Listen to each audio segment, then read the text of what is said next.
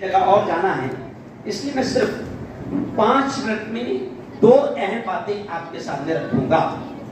देखिए कुरान की आयत, प्यारे बच्चों इधर ध्यान दो। कुरान की एक आयत मैंने पढ़ा सर अभी 30वें पारे की आयत है और सबको तकरीबन याद है। कुरान की एक पंक्ति है सर मेंबर साहब कि वलतुसअलुन यौमइदिन अनिन नईम, कि अल्लाह कहता है एक दिन ऐसा आएगा, जुमले पर ध्यान दें कि अल्लाह कहता है एक दिन ऐसा आएगा कि अल्लाह उस दिन अपनी हर नेमत के ताल्लुक से अपने बंदों से सवाल करेगा, जरूर सवाल करेगा। ये कुरान की आयत है। मेरी बहनों मेरे भाइयों, ये जो औलाद है ना, अल्लाह ने अगर आपको औलाद दी है, चाहे वो लड़के की शक्ल में हो या लड़की की शक्ल में हो, ये अल्लाह की बहुत बड़ी नेमत है, अल्लाह का बहुत बड़ा इनाम है। और अगर हमने इनकी सही शिक्षा, इनकी बेहतरीन तालीम, इनकी अच्छी तरबियत का इंतजाम अगर नहीं किया और वो जिम्मेदारी हमने पूरी नहीं की, तो फिर अल्लाह कहता है कि मैं इस नेमत के ताल्लुक से भी सवाल करूंगा कि बताओ मैंने तुमको औलाद दिया था, तुमने उसका सही तरबियत का इंतजाम किया था या नहीं किया था। और इससे पहले क्या होता था हमारे पास आमतौर से कि बच्चा थोड़ा सा 10-12 साल का हो गया तो उसको लगता था कि 100-200 रुपये कमा के लाने वाला बन गया, माँ बाप का हाथ बटाने वाला बन गया, उसको मजदूरी को भेज दिया जाता था, वो 100-200 रुपये कमाने वाला बन जाता था। लेकिन मेरी बेटियों मेरी बहनों, मैं आप तमाम से कह रहा हूं कि ये जिम्मेदारी नहीं है कि आप 10-12 साल का उसको करके उसको मजदूरी से आप लगा दें, उसको कमाने के लिए आप सोच दें, बल्कि माँ बाप पर सबसे बड़ी जिम्मेदारी यह है कि माँ बाप उसकी सही अच्छी तालीम और तरबियत का इंतजाम करें। अभी देखिए मैं यहीं पर पढ़ रहा था, दीवारें हम लोग पढ़ते हैं अक्सर तो अच्छी चीजें, तो देखिए वहां पर मैंने देखा बाअदब बानसीब बेअदब बेनसीब, के अदब वाला रहेगा तो यकीनन वो बानसीब रहेगा। और मैं कहता हूं फारूक भाई सर कि अदब उसी वक्त सीखेगा जब वो इल्म हासिल करेगा, इल्म आएगा सारे अदब के दरवाजे खुलेंगे। मैं आप तमाम से फिर मैं बार-बार ये अक्सर कहता हूं कि याद रखो भाऊ, मैं आपके सामने ये कह रहा हूं पवित्र कुरान की पंक्ति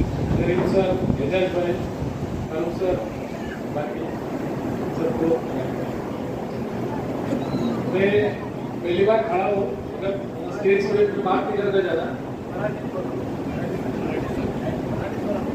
मराठीत बोला सर। सिकंदर समाजाने तो कार्यक्रम घेतलेला आहे, कार्यक्रम अतिशय सुंदर आहे।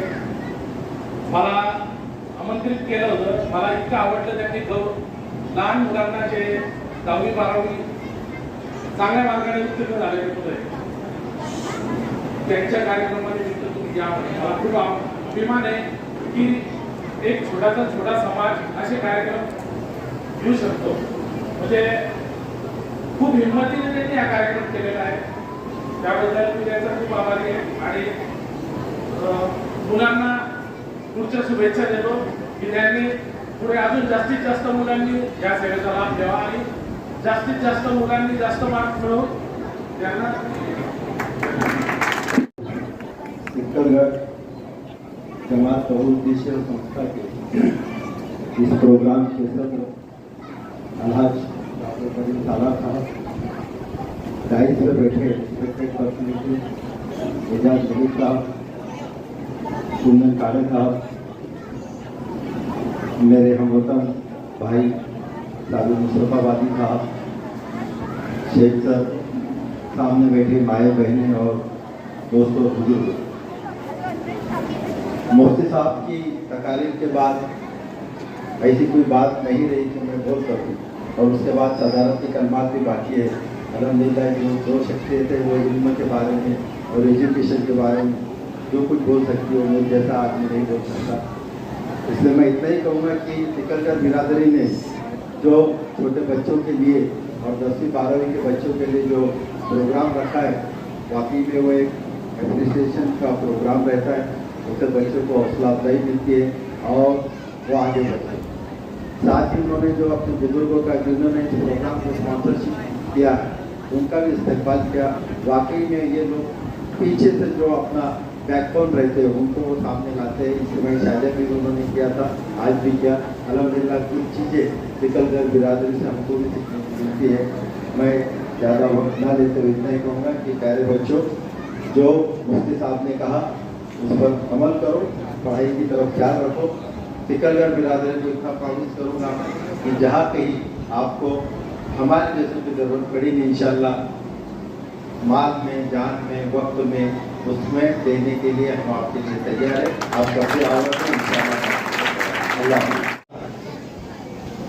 स्टेज पे मौजूद इस प्रोग्राम के सदर मेरे बुजुर्ग अल्लाह अब्दुल करीम सालार साहब, फारूक शेख साहब, कुंदन काड़े जी और हमारे सिकलगढ़ बिरादरी के तमाम ही बुजुर्ग हजरात जो यहाँ मौजूद हैं, पेरेंट्स हजरात, प्यारे बच्चों, प्यारी माओ, अस्सलाम वालेकुम। आपने हर साल की तरह इस साल भी अल्हम्दुलिल्लाह ये प्रोग्राम लिया, मैं आपको मुबारकबाद पेश करता हूँ। और कुछ चेहरे जो पिछले साल थे वो आज नज़र नहीं आ रहे मेरे को, तो वो भी एक सोचने का मुकाम है। बहरहाल इंसान है, इंसानी फितरत कुछ इसी तरीके से होती है कि चंद दिनों पहले मंसूर दादा मेरे पास में आए और मुझे एक नई बात मालूम पड़ी कि उन्होंने कहा कि भाई मुझे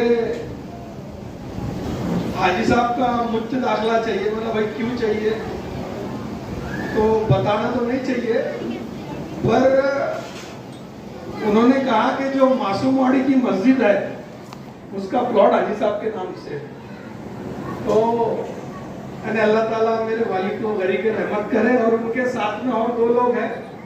तो यानी ये बात मेरे को अभी तक मेरे इल्म में नहीं थी कि वो मस्जिद का जो प्लॉट है वो डोनेट किया हुआ है।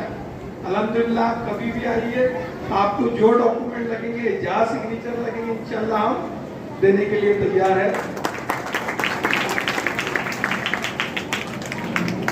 तो बोलने का मकसद ये है मेरा कि जिस तरीके से अभी जो माहौल चल रहा है कुंदन भाई, वो आपने भी सुना होगा कि वक्फ का माहौल चल रहा है, वक्फ बोर्ड के ताल्लुक से जो माहौल चल रहा है।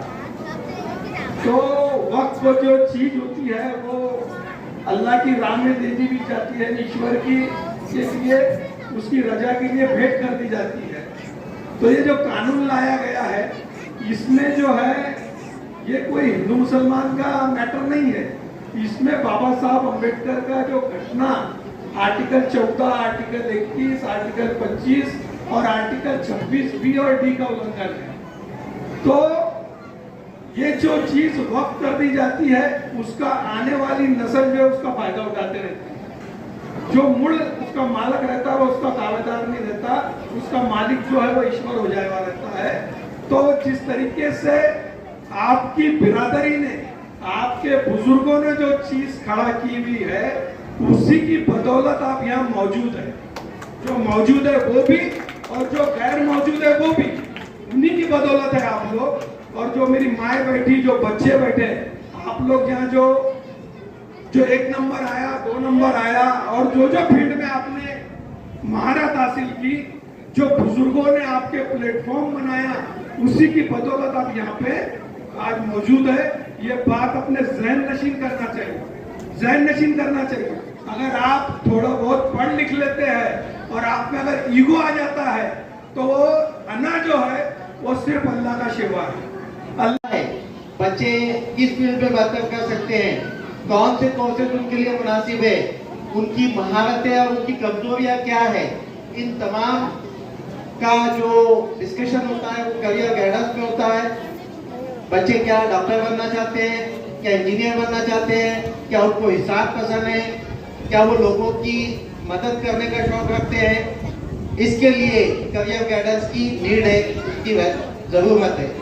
सबसे पहले तो किसी भी करियर का इंतखाब करते वक्त आपका एम या आपका मकसद तय होना चाहिए। मकसद का तय, गोल सेटिंग बहुत इंपॉर्टेंट होती है। बस बच्चे ये कह ले कि मुझे बहुत बड़ा बनना है, मुझे बहुत बड़ा बनना है, ये काफी नहीं है। बड़ा बनने से क्या मुराद है? बड़ा बनना किसे कहे क्या? उसके लिए आपका जो मकसद है वो स्मार्ट होना चाहिए। स्मार्ट किसको कहेंगे? स्मार्ट एक मुकफ्फिफ है एक लफ्ज का, SMART, SMART। ध्यान रखिए 10वीं और 10th और 12th के बच्चे गौर से आप सिर्फ सुनिए ना, कुछ अहम बात लगती है तो नोटबुक अगर पास में होगी आपकी तो उसको लिखिए। स्मार्ट एम किसे कहेंगे? एस, पहला वर्ड जो उसका एस वो है स्पेसिफिक, यानी आपका मकसद जो है वो बिल्कुल तयशुदा चाहिए, मखसूस चाहिए, मुतय्यन चाहिए। दूसरा है एम, एम कहते हैं मेजरेबल। मेजरेबल यानी काबिल पैमाइश, जिसको आप गिन सकते हो, जिसको आपको क्या हासिल करना है, जिसको आप जान सके, गिन सके, ऐसा मकसद आपका होना चाहिए। बहुत ज्यादा तमाम ऐसे लफ्ज इसमें नहीं आते, इसमें आपको जिसकी पैमाइश की जा सके ऐसा आपका मकसद होना चाहिए। तीसरा है अचीवेबल।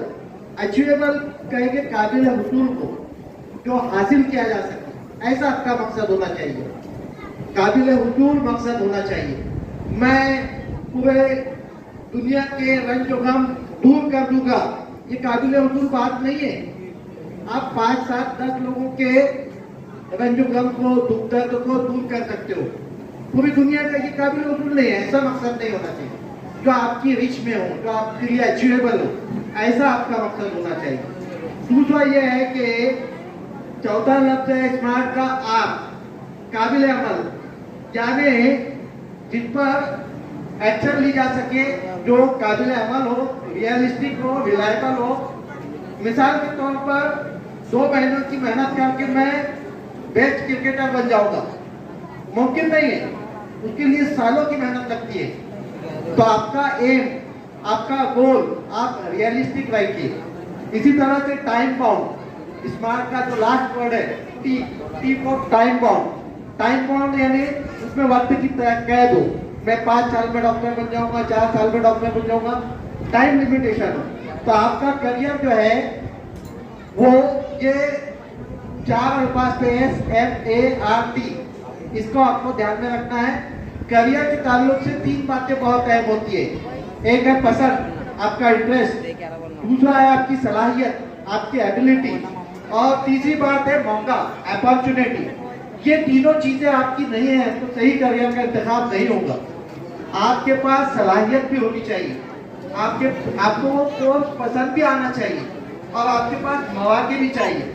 अगर सिर्फ सलाहियत है और आपको मौका है, आपको पसंद नहीं है, अगर कोई एक्टर बनना चाहता है, उसके पास एक्टिंग की सलाहियत है, उसके पास अपॉर्चुनिटी भी है, उसको फिल्म इंडस्ट्री में जॉब मिल गया, लेकिन उसकी वो सिर्फ मुलाजिमत हो जाएगी, वो उसका करियर नहीं बनेगा। और 12वीं आर्ट के बाद 450 महीने, ये गलत नहीं है कि 8 लाइन के अंदर बच्चे आगे नहीं जा सकते।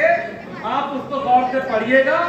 ये आपको मैं अपना बनाया हुआ एक पॉम्पलेट है, एक ब्रोचर है, वो दूंगा, और उसमें कुछ नसीहतें हैं, आप उसकी तरफ बढ़िए। मंजिल जो आप तय कर रहे हैं उसकी तरफ जाने के लिए भी आपका पहला कदम मंजिल, पहले कदम की आपके मंजिल मोहताज है। मंजिल भी देखती है पहला कदम उसकी तरफ कौन बढ़ा रहा है। आप उसका तय्युन कीजिए। मेरी माँ बाप से गुजारिश है, अपने बच्चों को अपनी ख्वाहिशात की सूली पर मत चढ़ाइए। बच्चा साइंस में कमजोर है, बाजू वाली का बेटा डॉक्टर बना, तेरे भी डॉक्टर ही बनोगे, कंपटीशन। अरे वो साइंस में कमजोर है, नहीं तेरे को डॉक्टर ही बनोगी, हाथ ठोक के डॉक्टर नहीं बनेगा। याद कीजिए आप कि अगर बच्चे को जिस लाइन के अंदर उसको अल्लाह ने सलाहियत दी है, उस लाइन के अंदर आपने नहीं भेजा और आप मार ठोक कर उसको कह रहे कि देखो मैं ये बनाऊंगा, देखो ये बनाऊंगा, तो याद रखिए अपनी ख्वाहिशात पर बच्चों को सूली पर मत चढ़ाए। द इडियट सबने देखा है, आमिर खान की फिल्म, मुझे भी कहा गया था, मैंने भी देखा। वो फिल्म के अंदर जो मेथड है कि किस तरीके से बच्चा जिसमें आगे जाना चाहता है और माँ बाप उसको नहीं जाने देते तो क्या हालत होती है उनकी, वो पिक्चर के अंदर बताया गया। इसलिए स्टूडेंट के लिए वो पिक्चर देखना बहुत जरूरी था और बच्चों को कंसेप्शन के अंदर वो फिल्म दिखाई गई। आपके बच्चे में अल्लाह ने, क्या सारे लोग डॉक्टर बन जाएंगे, इंजीनियर बनेगा कौन? सारे टीचर बन जाएंगे तो फिर डॉक्टर बनेगा कौन? सारे इंजीनियर बन जाएंगे तो फिर टेक्नीशियन बनेगा कौन? ये तो ऐसा होगा तू भी रानी मैं भी रानी, भरेगा कौन पानी? अल्लाह ने आपके बच्चों के अंदर बहुत सलाहियत थी, उसको तलाश कर। हमारे यहाँ पर गाड़े साहब, जब हम प्राइमरी के अंदर बच्चों को मार्कशीट बांटते हैं और माँ बाप को नसीहत करते हैं तो प्रैक्टिकल बताता हूँ मैं आपको, बुरा मत मानना। हमारी माएँ अपने बच्चे की मार्कशीट पहले देखती नहीं, पहले बाजू वाले से पूछती होगी तेरे पोया को कितने मिले। अब उसको 80 मिले होंगे और खुदा ना खास्ता उसके बच्चे को, पड़ोस वाली को अगर 70 मार्क्स मिले होंगे तो बच्चे में 10 मार्क्स हुई, धपा धपा धपा चल लगा। क्यों? उससे कम क्यों लाया? अरे आप कंपटीशन क्यों कर रहे हैं? वो बच्चा हो सकता है किसी चीज में ज्यादा हो, आपका बच्चा किसी चीज के अंदर और अच्छा हो सकता है। बच्चे की सलाहियत को देखकर आप उसको आगे बढ़ाइए। अभी हमने देखा गली मोहल्ले में बच्चे छोटे छोटे, माँ मोगरी से अपना कपड़े धोती है, मोगरी लेके भाग जाते और गली के अंदर क्रिकेट खेलते और जो चौके छक्के लगाते सारे कांच फुटते, सारे लोग चिल्लाते। तो माँ भी मार रहा, बाप भी मार रहा, भाई भी मार रहा। क्यों? बोले देखो ये लोगों के कांच फोड़ रहा है, गली में चौके छक्के लगा रहा। मैंने कहा माई इधर आ। बोले बोल भाई क्या बात है? मैंने कहा 2 रकात शुक्राने की पढ़, तेरे घर में यूसुफ पठान पैदा हो गया। उसको क्रिकेट में परफेक्ट कराइए ना। एक पंच मारा कोई बच्चे ने सामने वाले को लंपट, पूरा घर मार रहा। क्यों? बोले एक फैट मारा का हरा रख देता, बहुत पांडे। अरे मैं बोला उसको इधर लाओ, उसकी कोचिंग करो और उसको सिखाओ कि बॉक्सिंग क्या होती है। अरे तेरा बच्चा गोल्ड मेडल लाएगा ओलंपिक में जाके फाइटिंग के अंदर।